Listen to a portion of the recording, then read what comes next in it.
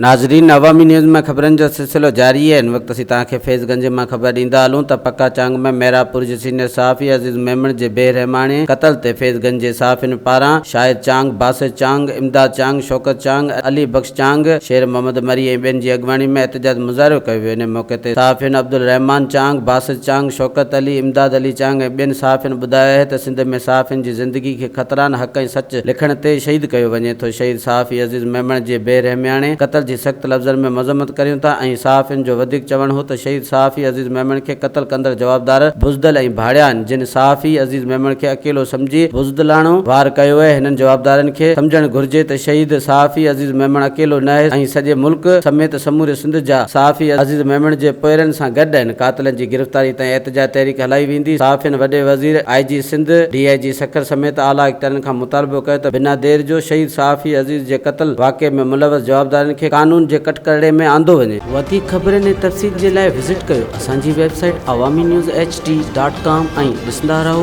Awami news HD।